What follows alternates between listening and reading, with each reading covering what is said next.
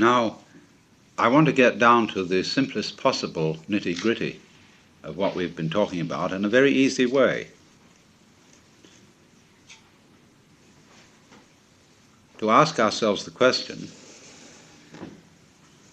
quite fundamentally, what's all the trouble about? In other words, what is your state of mind when you contemplate the possibility of everything becoming nothing? All right, so the universe is a transitory system, like a bubble, like smoke, like foam on the water. And so, how easy? Just go along with it, dissolve. So, what's the problem? Why don't we want to give up? What do we think we're going to get by holding on and by resisting the dissolution? Now, I'm not saying at the moment that, as I'm a sort of preacher, advocating giving up. What I'm interested in for you to feel is what do you really feel like inside at the prospect of there being nothing, of this whole thing being a bubble that dissolves? You see, about death, the reality of approaching death, people are apt to feel chilly, cold, lonely, scared because it's an unknown. The most frightening thing about death is there might be something beyond it, and you don't know what it is. You remember facing the world as a child, or at any time, the world is full of threats, mostly from other people. And there are monsters. There are all sorts of things which scare you, but beyond every monster is death. Dissolution is the end of it all.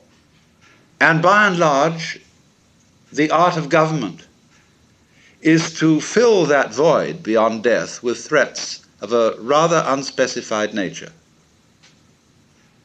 so that we can rule people by saying, if you don't do as I tell you, I'll kill you, or you'll kill yourself.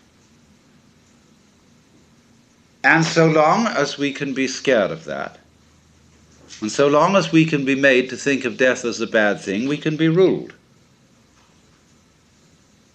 And that is why no government likes mystics. Because if we define the mystic as the person who is no longer scared of death, because the mystic is, in the simplest possible language, the person who understands that you have to have nothing to have something. So, you can't fundamentally scare the mystic with death.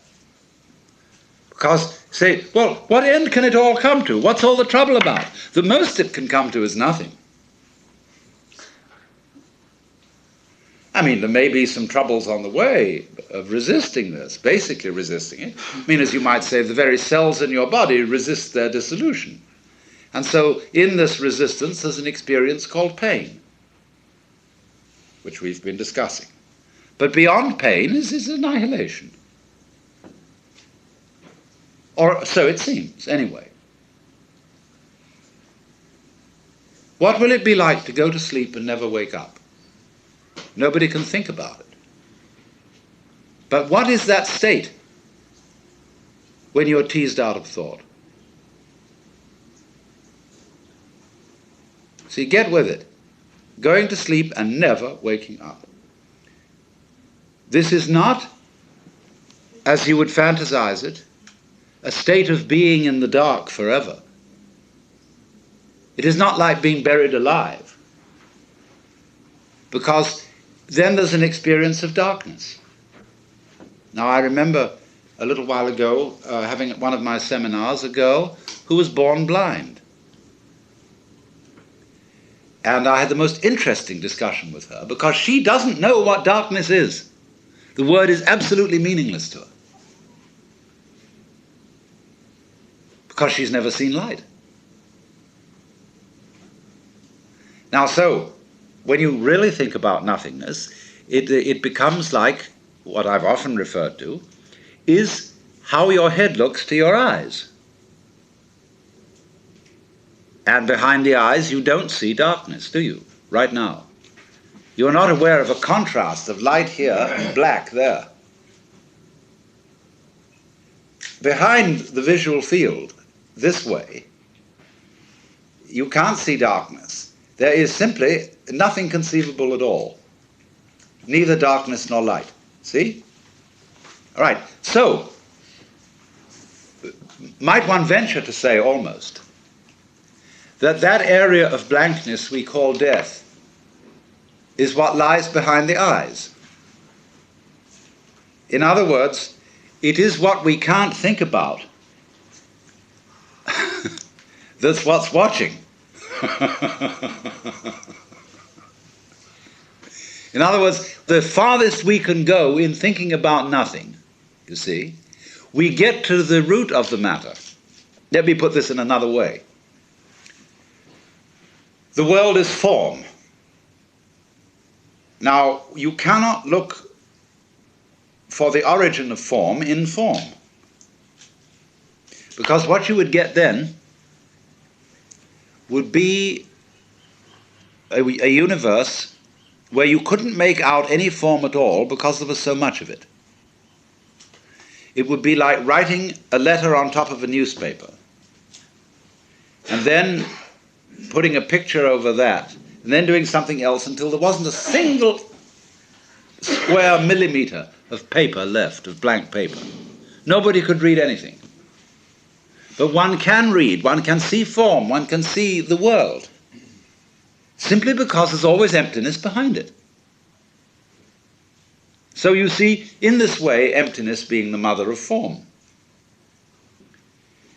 And you can always say, yes, only the form is there, that's all that's real.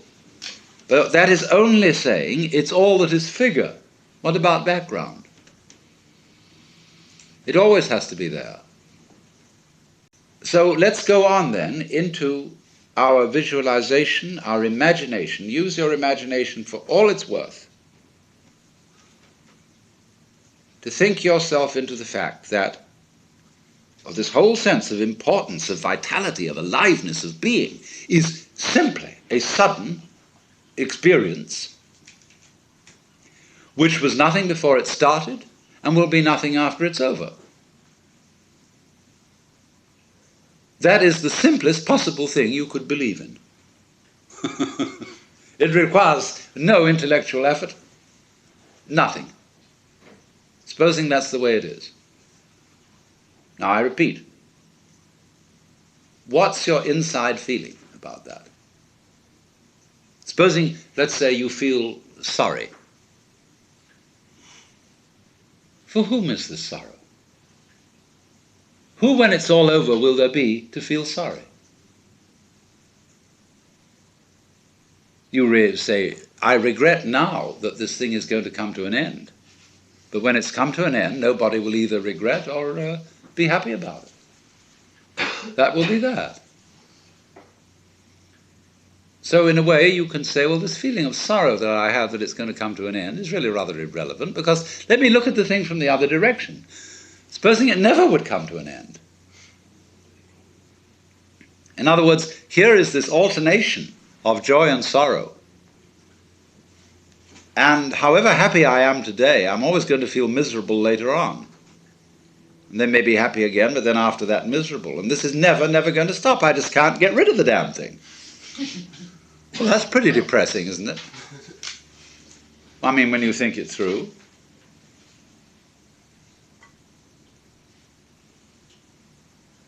So you say, well, let's make a compromise between these two possibilities. One is that this compromise is, in other words, that it will disappear altogether, but then it'll start again. Because when it starts again, it'll feel like it does now, which is that it never happened before. So you're always in the same place, just like you feel now. Let's supposing that the Hindus are right, that the universe lasts for 4,320,000 years, and then it vanishes, and then it starts and runs for another 4,320,000 years, and then it vanishes, and it does it again. And it does it, and does it, and does it, and does it, and there is no end to this. But fortunately, because of the forgettery every 4,320,000 years, it doesn't become a totally insufferable bore. There is this blank space, this trough between the crests of the waves. You see? Now the Hindus thought about that, and they got tired. And they thought about the possibility of moksha, liberation, or nirvana, from the everlasting cycle of appearing and disappearing. But then when they had thought that through, the Buddhists, for example, having really said, now we've got the trick. As the Buddha said after his enlightenment, now I've found you out, you who build the house. I'm going to take the house apart. The roof beam is brought down. Desire is the builder of the house. See, I've found you. Never again shall you build it. And the Buddhists thought that one over. They asked, they're crazy. We found a way out of samsara, the wheel of birth and death. And somebody one day said, but, isn't that rather selfish? You get yourself out. What about all the other people? Don't you have any feeling of compassion? Oh yes, they said, of course. We forgot that, didn't we?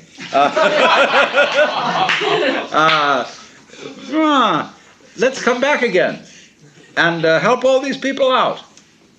And then they got very sophisticated about it, and they said, look, if nirvana is released from birth and death, then they're opposed. And so nirvana and birth and death go together, and they will have to imply one another.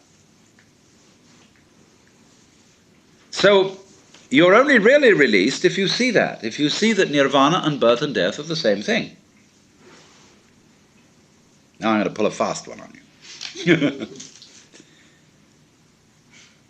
So every time an incarnation occurs, it feels like this one. See, it might be quite different.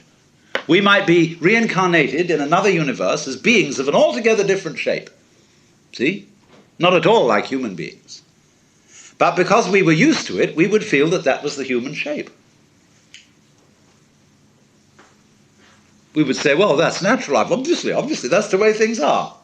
So naturally, if you appeared in the form of a spider, you would look around at other spiders and say, well, yes, of course, this is natural shape to be in. This is the human shape. Something that is not us looks at us and thinks we look perfectly terrible. I mean, imagine how you look to a fish. Clumsy, cumbersome, stupid-looking thing. Because the fish is so elegant and graceful and can slide through the water so beautifully. The human beings can't even swim properly. So don't you see that in every world that comes into being, or could come into being, it seems just like it seems now. And every species that you could belong to would seem like this one. It would have its up end of what is highly intelligent and its low end of what is not so intelligent. You would be aware of superior forces and inferior forces.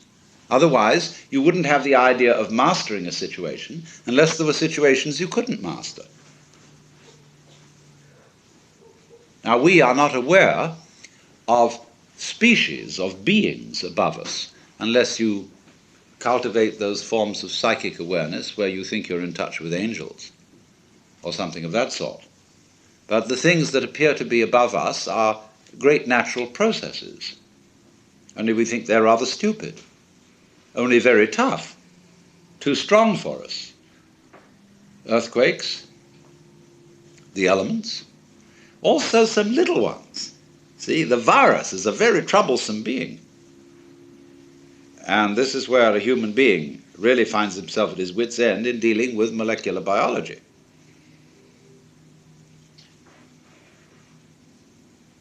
So, you know, if the monsters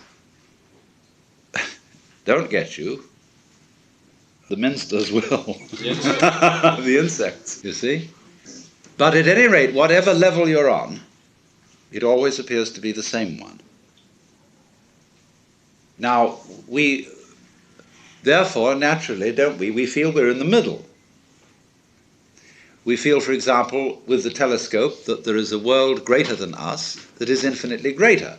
We feel with the microscope there's a world below us that's infinitely smaller, and we seem to stand in the middle. Of course you seem to stand in the middle. Every creature stands in the middle, because if you stand on a boat in the middle of the ocean and you turn around through an angle of 360 degrees, you will see the same distance in every direction.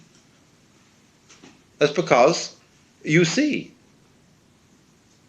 And your sensitivity to sight, or the intensity of light, is the same in every direction. So you're in the middle. You're always in the middle. Where else would you be? In other words, anything that perceives anywhere is always in the middle. Anything that grows anywhere is always in the middle. It's betwixt and between. And the middle always has, therefore, extremes. It has extremes in space. As far west and as far east as you can think, as far on and as far back. And there's always a beginning, and there's always an end, just as there's a left and a right, or a top and a bottom.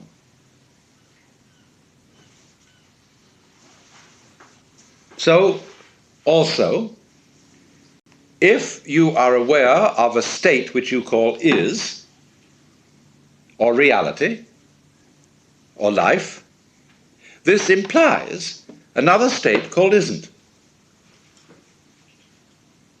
or illusion, or unreality, or nothingness, or death.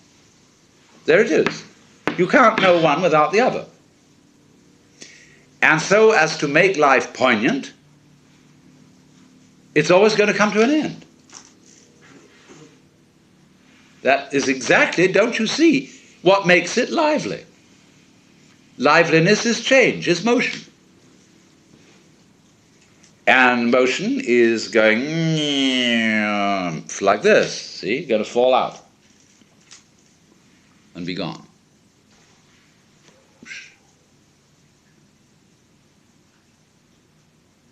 So, you see, you're always at the place where you always are.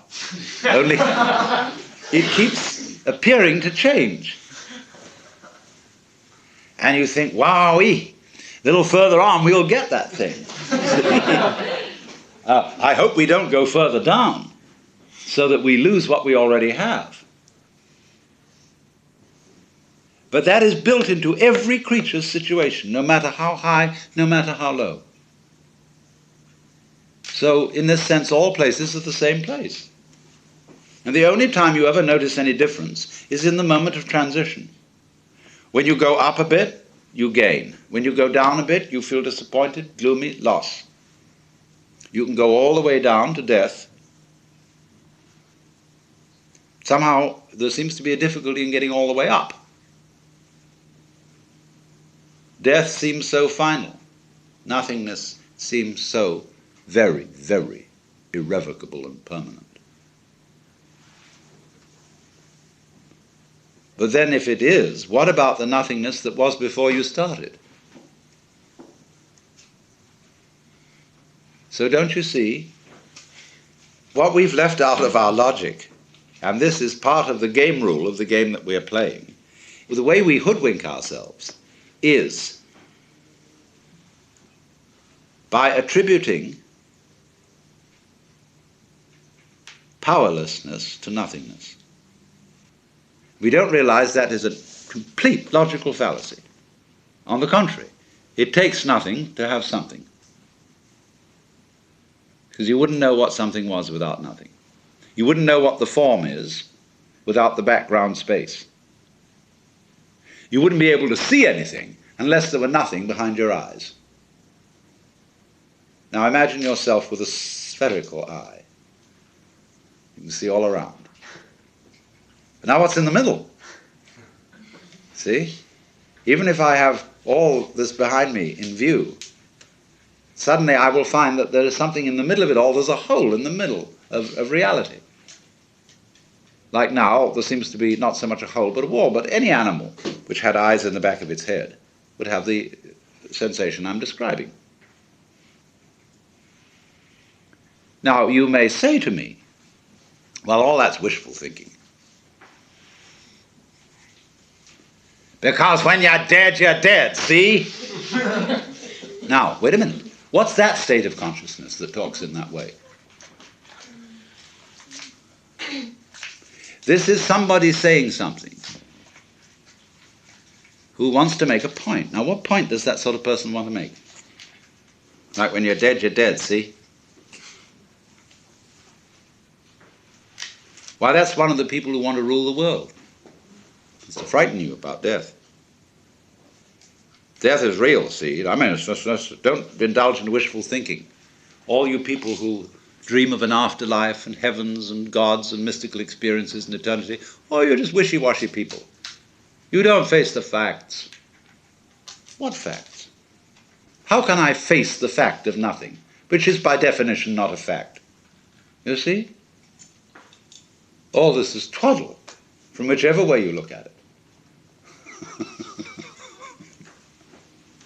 So if you really go the whole way and see how you feel at the prospect of vanishing forever, of all your efforts and all your achievements and all your attainments turning into dust and nothingness, what is the feeling? What happens to you?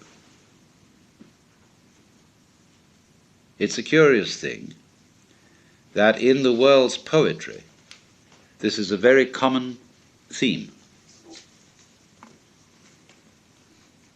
The earthly hope men set their hearts upon turns ashes, or it prospers, and anon, like snow upon the desert's dusty face, lighting a little hour or two, is gone. All kinds of poetry emphasizes the theme of transience. And there's a kind of nostalgic beauty to it. A banquet hall deserted. After the revelry, all the guests have left and gone their ways, and the table with overturned glasses, crumpled napkins, breadcrumbs, and dirty knives and forks lies empty. And the laughter echoes only in one's mind.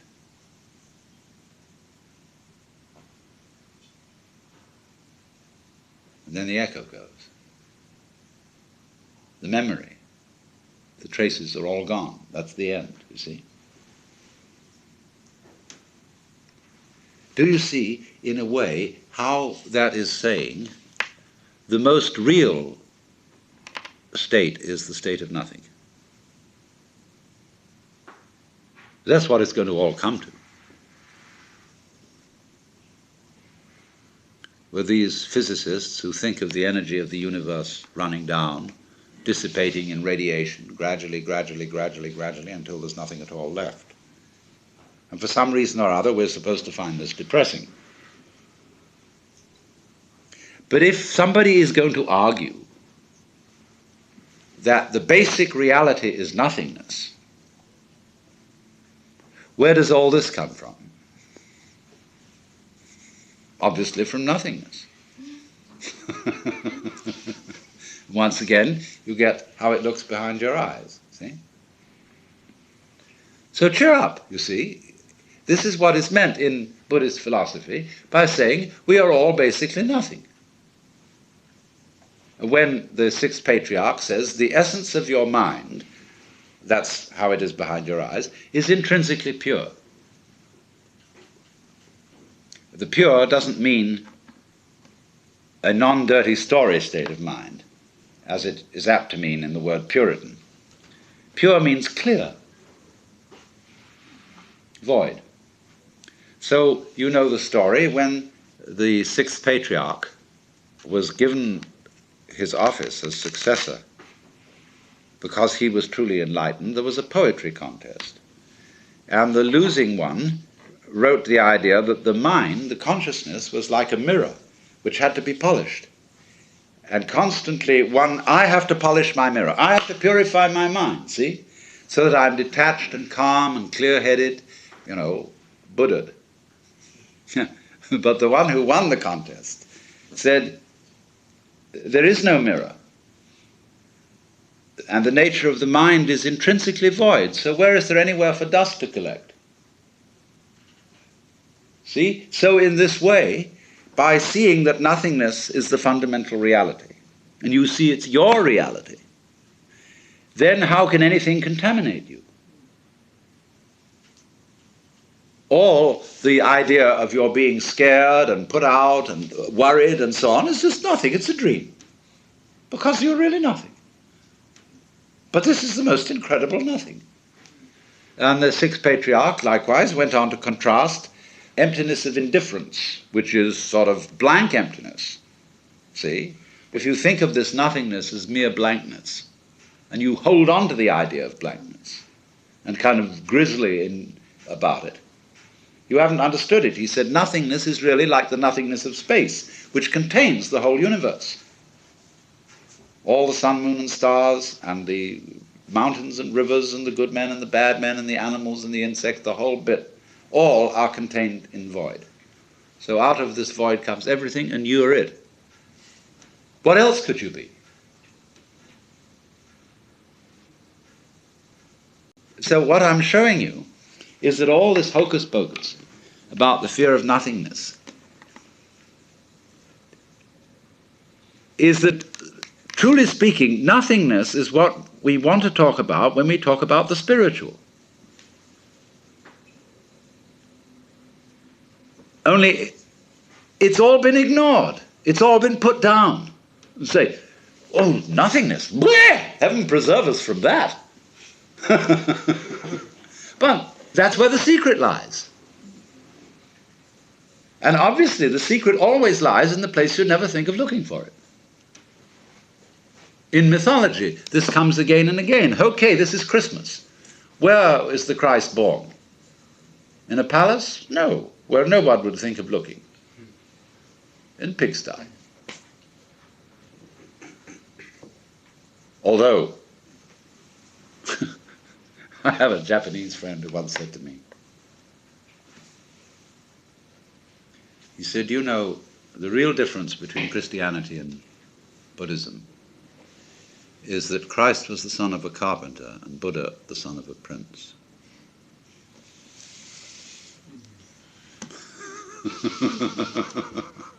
I thought that was rather funny. Well, we don't know who the prince is without the carpenter, do we?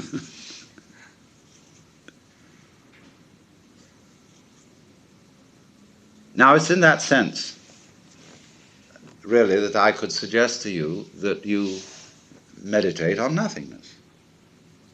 I know you can't think about it.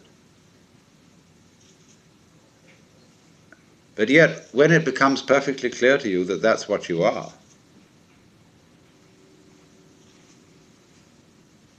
and what you were before you were born,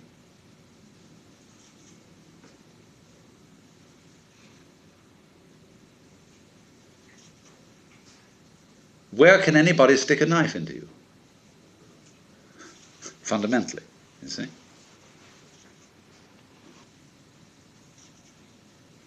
All right. Get it, because this is really the secret of the whole thing. If you see that, now we want to go on and be able to answer all the people who will come and bug us about it. Because whether you say anything about it to other people or not, people are going to bug you about this. And say, oh, no. You really are something. You know, you'll know it. Oh, wowee. You know, the life isn't the way you think. It's going to be awful. See? It's going to be real. Ooh. And they'll say, oh, you can. Where in such a philosophy as this is there any basis for the love of one's fellow men? For joy in children, for cultivating gardens, for doing this and that and the other. See? Well, I say, there is no basis in it. That's the same way there is no basis in emptiness for form, or so it seems. But only precisely to the degree that you have discovered the nothingness that you are. you find you're suddenly full of energy. That is energy. It's the source and origin of energy. So that when, there's sort of nothing in your way, then you can do exactly what I was describing as having this glee for going into doing this, that, and the other thing, and being thoroughly creative. But you can't be creative out of just plain somethingness. You need nothingness to be creative. And that's what we are.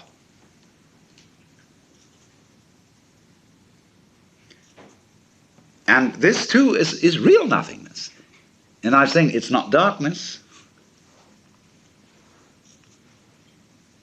It's not like being buried alive forever.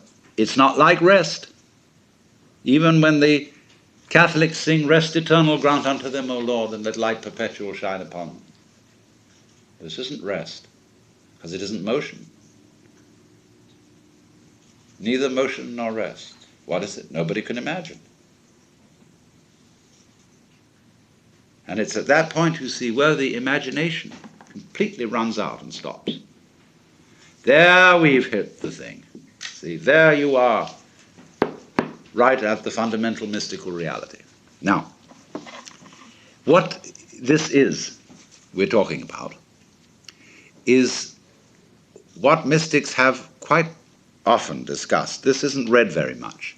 It's a state called agnosia, which means unknowing. There's a book called The Cloud of Unknowing, written by an English monk in the 14th century, but it's based on another book called Theologia Mystica, which was written in the 6th century by an unknown Syrian monk who used the name of Dionysius the Areopagite. And absolutely fascinating, very short little book, which I translated long ago, back in 1943, and I'm about to reissue it. But this book ends up with a description of God, which is all in negatives. Not any kind of anything you can imagine at all.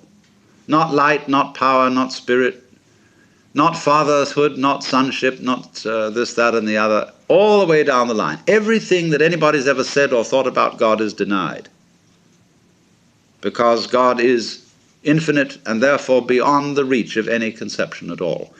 So he says that anybody who, having a vision, thought he saw God, would not have seen God but some creature that God has made that is less than God. So again, you approach in a Christian context, said in such a way that even St. Thomas Aquinas bought it, that you can't impute heresy to it, because everybody's got to agree that God is the which than which there is no whicher, and this guy spells it out. So in the same way you get Nagarjuna saying that the ultimate reality is shunyata, voidness. So Shankara gets at it, where he says that which is the knower or the knowing in everything can never itself be an object of its own knowledge, for fire doesn't burn itself, although it burns other things. So we never know what the Brahman is, just like the eyes don't ever see the head.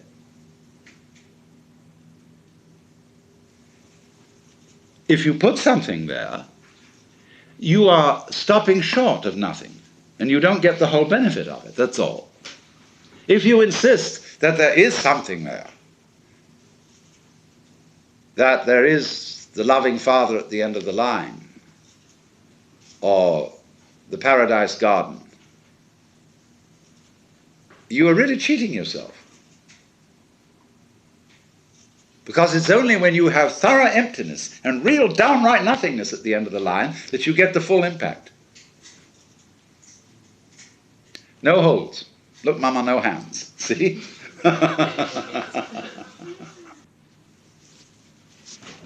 Now, I really think that's the simplest thing I can possibly tell you. I really don't know what else there is to be said about this whole Zen project or mysticism, Vedanta, what have you. it comes down to that, and there are infinitely many ways of evading. But what I'm trying to point out to you, you see, is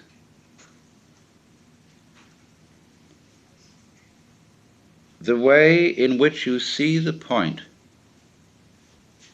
by taking the line of least resistance, by facing the facts,